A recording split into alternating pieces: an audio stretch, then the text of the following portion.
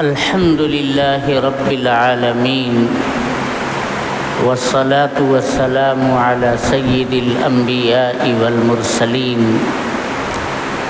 وعلى آله وأصحابه أجمعين. أما بعد فقد قال الله تبارك وتعالى في القرآن المجيد والفرقان الحميد: أعوذ بالله من الشيطان الرجيم بسم الله الرحمن الرحيم. ومن يطع الله والرسول فأولئك مع الذين أنعم الله عليهم من النبيين والصديقين والشهداء والصالحين وحسن أولئك رفيقا. صدق الله مولانا العظيم. وقال النبي صلى الله عليه وسلم: طلب کسب الحلال فریضۃ بعد الفریضہ. وقال علیہ الصلاۃ والسلام: لا تزول قدم ابن آدم یوم القیامة حتى يسأل عن خمس: عن عمره فيما أفناه، وعن شبابه فيما أبلاه، وعن ماله من أين اكتسبه وفيما أنفقه، وماذا عمل فيما علم. وقال عليه الصلاة والسلام: التاجر الصدوق الأمين مع النبيين والصديقين والشهداء، أو كما قال عليه الصلاة والسلام. میرے محترم بزرگوں اور دوستوں، اس پوری کائنات کے اندر جہاں جہاں بھی انسان رہتا اور بستا ہے، ہم اور آپ اچھی طرح سے اس کی طبیعت کو جانتے ہیں. میں نے اس سے پہلے بھی بتایا ہے کہ انسان اپنی طبیعت اور اپنی خلقت کے اعتبار سے، اپنی خمیر کے اعتبار سے ہی مدنی الطبع واقع ہوا ہے. اس کی طبیعت سماج اور معاشرے میں زندگی بسر کرنے کی ہے،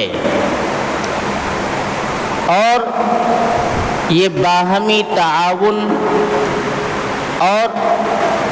معاملاتی لین دین کا محتاج ہوتا ہے. آپ جس انسان کے اوپر بھی نظر اٹھا کر کے دیکھیں گے، وہ انسان کسی نہ کسی معاملے میں دوسرے انسان سے وابستہ ہے، جڑا ہوا ہے. بغیر وابستگی کے اس اسباب کی دنیا میں انسان کا زندگی گزار پانا انتہائی مشکل ہے. مثال کے طور پر ایک مزدور ہے جس کی زندگی کے لیے بہت مختصر اسباب اور وسائل لگتے ہیں. اس کی بہت زیادہ تمنائیں اور آرزویں ہو سکتا ہے دل میں مچلتی ہوں، لیکن وہ ان کو پورا کرنے کے لیے جد و جہد اور محنت نہیں کرتا ہے، بلکہ اپنا پیٹ، اپنے بال بچوں کا، اپنے اہل و عیال کا، جن کی ذمہ داری اس کے کندھے کے اوپر عائد ہے، ان کے لیے گزر اوقات کا انتظام کرنے کی خاطر وہ صبح سے لے کر کے شام تک کبھی ہاتھ گاڑی کھینچتا ہے، کبھی ٹھیلا لگاتا ہے، کبھی کسی کاشتکار کے یہاں جا کر مزدوری کرتا ہے، کبھی پاور لوم کے اوپر کھڑا ہوتا ہے، کبھی کوئی مشین چلاتا ہے. ایک مزدور ہے، اپنے گزر اوقات کے لیے، اپنے بال بچوں کی پرورش کے لیے، ان کے خورد و نوش کا، ان کی پوشاک اور خوراک کا انتظام کرنے کے لیے صبح سے شام تک ایک دوسرے انسان سے جا کر کے وابستہ ہو جاتا ہے کہ نہیں ہو جاتا ہے؟ اسی طرح یہ مزدور بن کر کے جس مالک کے یہاں، جس کاشتکار کے یہاں، جس ذمہ دار کے یہاں پہنچا ہے، اس کو بھی تو آخر اس مزدور کی ضرورت ہوتی ہے کہ نہیں ہوتی ہے؟ ایک کاشتکار اپنی کھیتی کرنے کے لیے مزدوروں کا محتاج ہوتا ہے، ایک مزدور اپنے گزر اوقات کے لیے ایک مالک اور کاشتکار کا محتاج ہوتا ہے۔ دونوں ایک دوسرے سے جڑتے ہیں اور پھر ان دونوں کی مشترکہ ضرورت، پہننے کے لیے کپڑا چاہیے تو نہ یہ مزدور کپڑا بناتا ہے، نہ یہ کاشتکار اور مالک کپڑا بناتا ہے۔ کپڑا بنانے کا کام تو کوئی تیسرا آدمی کرتا ہے، یہ دونوں اس تیسرے آدمی سے وابستہ ہوتے ہیں، اور پھر وہ تیسرا آدمی جن سے سوت لیتا ہے، جس ایجنسی سے وہ دھاگا خریدتا ہے، وہ کپڑا بنانے والا اس دھاگے والے سے جا کر کے جڑتا اور وابستہ ہوتا ہے۔ شدہ یہ کارخانے سے، وائر پین کی مشینوں سے گزرتے لوم کے کارخانوں اور ملوں سے تمام مقامات کے اوپر میرے محترم بزرگوں اور دوستوں، آدمی اور انسان ہی نظر آتے ہیں کہ نہیں نظر آتے ہیں؟ پھر چاہے مزدور ہو، چاہے مالک ہو، چاہے کاشتکار ہو، چاہے کپڑا پہننے اور بنانے والا ہو، ہر ایک بیمار بھی پڑتا ہے کہ نہیں پڑتا ہے؟ ہر ایک کو ڈاکٹر صاحب کی ضرورت پڑتی ہے کہ نہیں پڑتی ہے؟ الغرض آپ دیکھیں گے ایک انسان کی زندگی تنہا اس اسباب کی دنیا میں گزرتی ہوئی نظر نہیں آتی ہے، بلکہ ہر انسان دوسرے انسان سے جڑا ہوا ہے۔ کوئی مزدور بن کر کے جڑا ہوا ہے کسی سے، کوئی اس مزدور کا مالک بن کر کے جڑا ہوا ہے اس مزدور سے، یہ دونوں جڑے ہوئے ہیں۔ کپڑے والے سے کپڑا والا جڑا ہوا ہے، کارخانے والے سے، ایجنسی والے سے، مل والے سے، اور پھر سب جڑے ہوئے ہیں کسی ڈاکٹر صاحب سے۔ دعوت مدارات ہوتی ہے، باورچیوں کی ضرورت ہوتی ہے، شادی حال کی ضرورت ہوتی ہے۔ الغرض اپنے معاملات کے اندر ایک انسان دوسرے انسان سے جڑا ہوا ہے۔ صنعت کا معاملہ ہو، حرفت کا معاملہ ہو، زراعت کا معاملہ ہو، تجارت کا معاملہ ہو، کاشتکاری کا معاملہ ہو، تعلیم و تدریس کا معاملہ ہو، دعوت اور تبلیغ کا معاملہ ہو،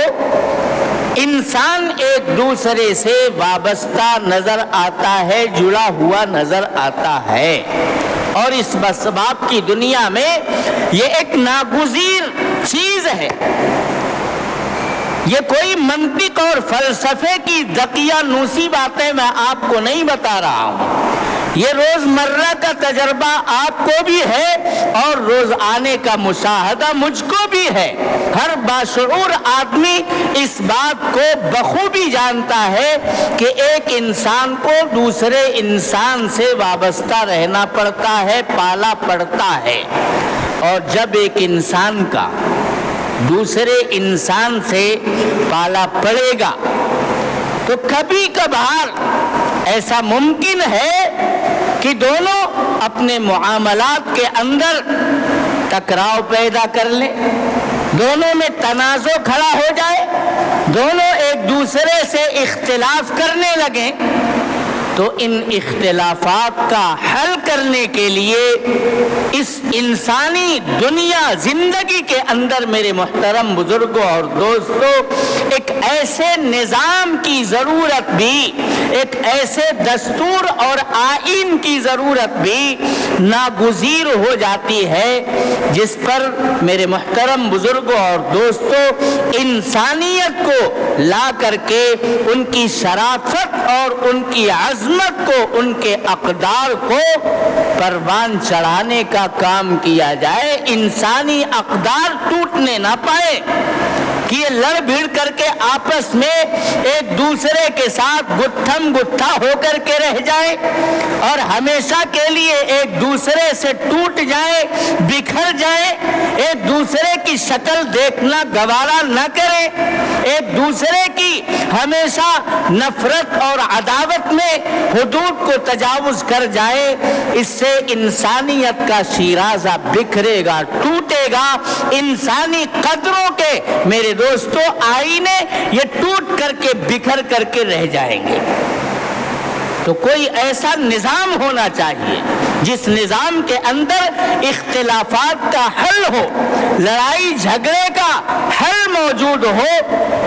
اللہ تبارک و تعالی نے جہاں انسانیت کو انبیاء کرام کے واسطے سے اور پھر اخیر میں ہم سب کے آقا تاجدار مدینہ سید الاولین والآخرین جناب محمد الرسول اللہ صلی اللہ علیہ وسلم کے ذریعے عقائد درست کرنے کے لیے تعلیمات اور ہدایات بھیجی، انسان اپنے آغاز پر مطالعہ کرے، دیکھے کہ میں کیا تھا اور آج اللہ تبارک و تعالی نے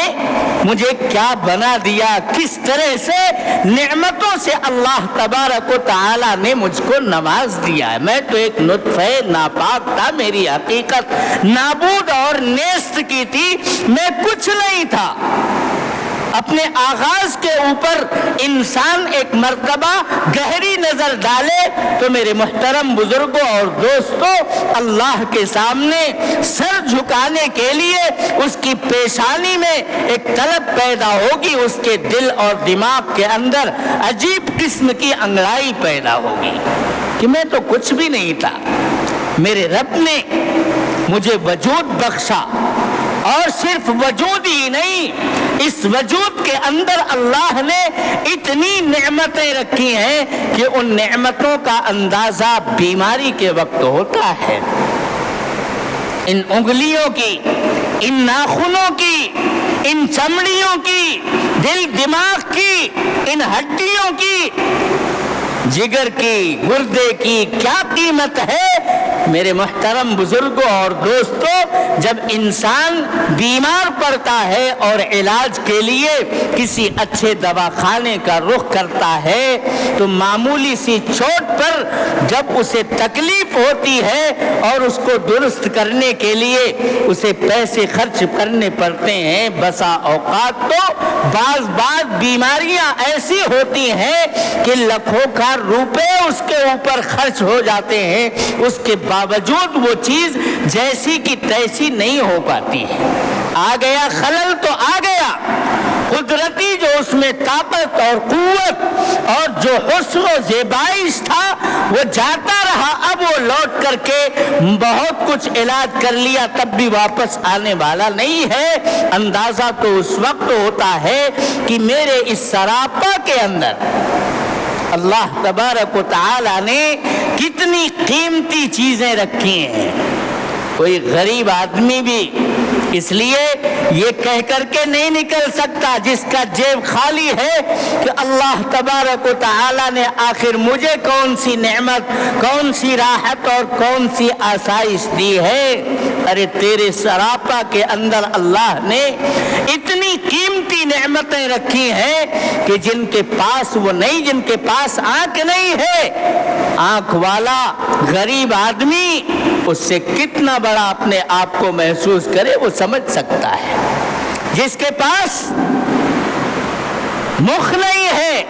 دماغ نہیں ہے، مالدار کا بیٹا ہے لیکن پاگل ہے، ایک غریب آدمی جس کی عقل سلامت ہے، جس کا دماغ صحت مند ہے،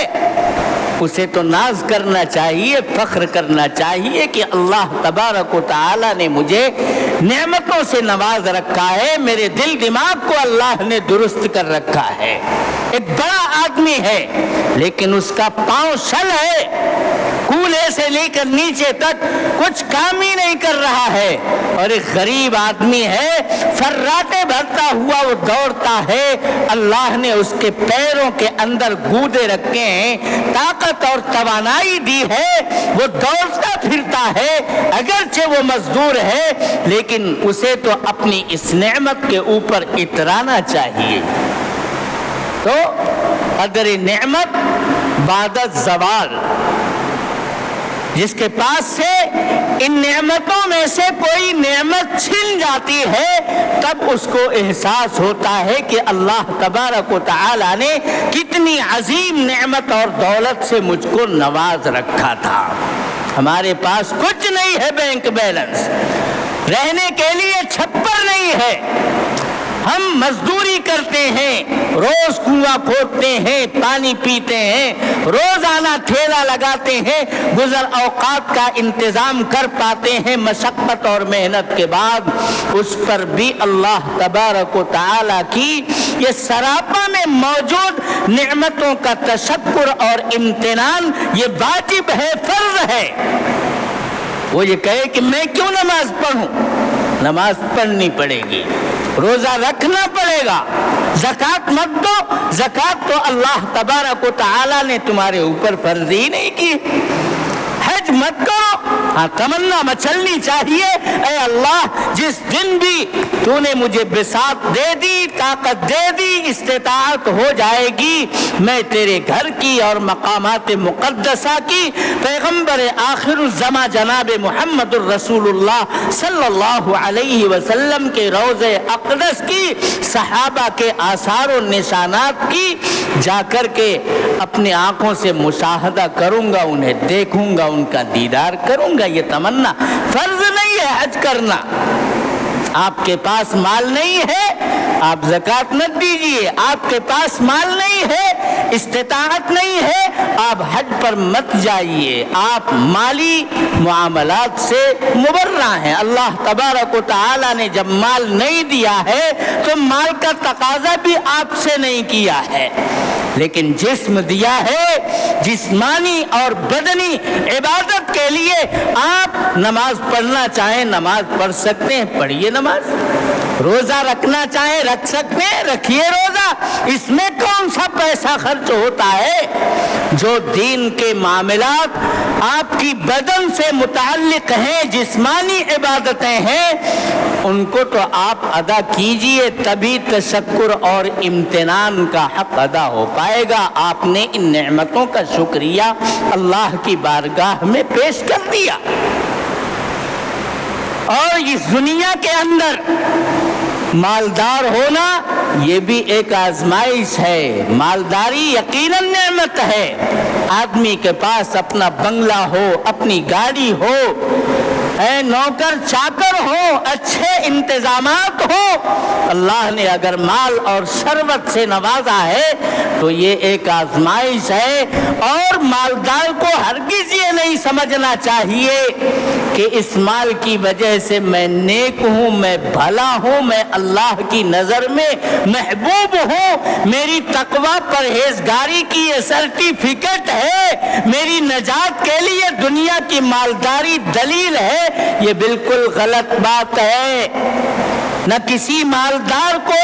اپنی مالداری کے اوپر نجات کا غرہ رہنا چاہیے اور اپنے نیک ہونے کی دھوس اس کو جمانی چاہیے کہ اگر اللہ مجھ سے ناراض ہوتا تو مجھے مالداری سے کیوں نواز۔ بالکل یہ خیال دل کے اندر پیدا بھی نہیں ہونا۔ مال دیا ہے اللہ نے، اللہ کے راستے میں خرچ کرو، اللہ کے نیک اور صالح بندوں کے اوپر اس مال کو لگاؤ جو یتیم ہیں، بیوہ ہیں، جن کے جو محتاج ہیں ٹکڑے ٹکڑے کے، ایسے لوگوں کا پتہ کرو اور ان کی خدمت میں اپنا مال پیش کر کے اپنے لیے سعادت تصور کرو۔ یہ جذبہ لے کر کے مال کو لے کر کے آگے بڑھو، اللہ تبارک و تعالی تمہارے مال میں اور اضافہ کرے گا۔ اللہ کا وعدہ ہے لئن شکرتم لازیدنکم ولئن کفرتم ان عذابی لشدید، میری جو بھی نعمت تم کو میسر ہے اگر اس نعمت کا حق ادا کرو گے، یعنی اس کا شکر گزار بندہ بن کر کے تم اللہ کی بارگاہ میں اپنی زندگی کو پیش کرو گے تو اللہ اس نعمت میں مزید اضافہ کرتا چلا جائے گا۔ مالدار آدمی اپنے مال کا حساب کرے، زکوٰۃ پورے اہتمام سے نکالے اور مزید مال، اپنے جیب کا مال اپنے دوستوں کے اوپر، اپنے آس پاس پڑوس کے اوپر، مسجد مدرسوں کے اوپر اور دین کے تمام خیر کے کام و دعوت کے اوپر، تبلیغ کے نظام کے اوپر، یہ اللہ کے نیک بندے ہماری آبادی میں چل پھر کر کے آئے ہیں، انہیں اپنا مہمان تصور کرے، ان کے سامنے جا کر کے ہم نشینی کرے، ان کے ساتھ بیٹھے، ان کی نیک اور اللہ والی باتوں کو سنے، اور اللہ نے اگر طاقت دی ہے تو گزارش کرے حضرت شام کا کھانا ہماری طرف سے رہے گا، آپ ہمارے مہمان ہیں، آپ ہماری آبادی کے اندر سراپا رحمت اور برکت بن کر کے آئے ہیں۔ جس آبادی کے اندر اللہ کی کبریائی کا نعرہ بلند ہوتا ہے یا نعرہ بلند کی کوششیں ہوتی ہیں، اللہ تبارک و تعالی اس آبادی کے اوپر اپنا خاص فضل اور رحم فرماتے ہیں۔ آپ تو ہماری آبادی کے لیے سوغات بن کر کے آئے ہیں، اس لیے چائے ہمارے ساتھ آپ کو پینی پڑے گی۔ کوئی عالم آ جائے، کوئی مسافر آ جائے، کوئی اللہ کا بندہ آ جائے، نہیں بھی نماز پڑھتا ہے، اگر کوئی بدحال اور بدحالی کا شکار آدمی آ جائے،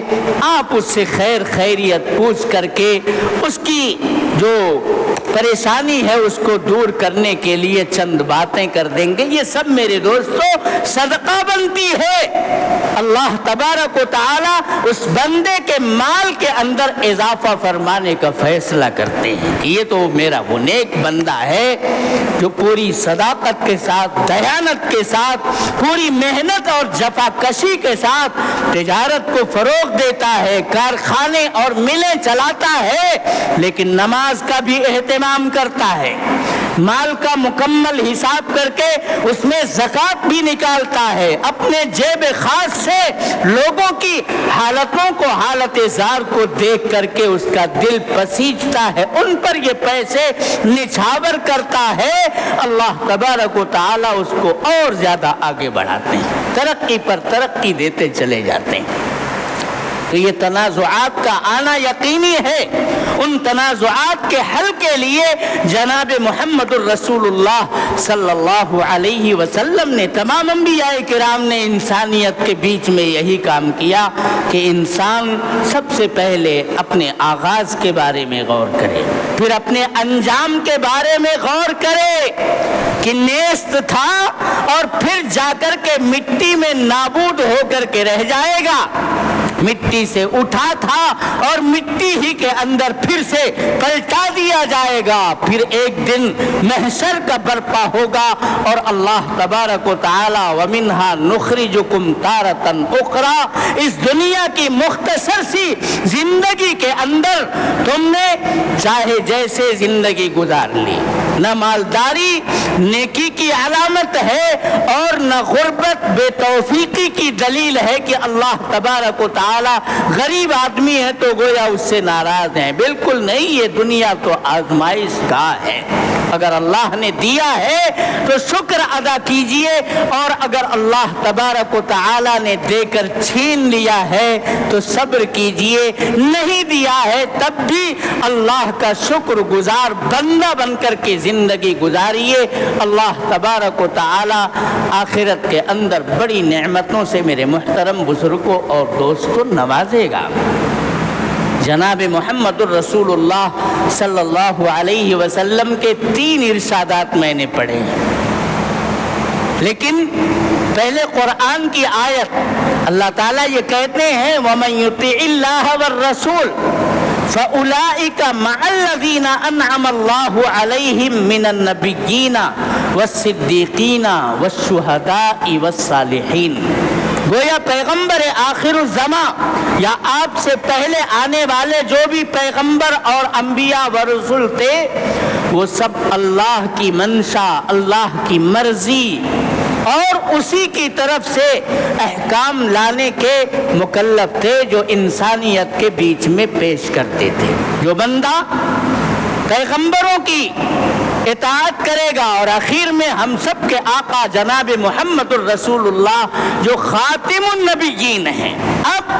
آپ ہی کی بات پر عمل کرنا لازم ہے۔ حضرت موسیٰ علیہ السلام کی کتاب تورات ایک مرتبہ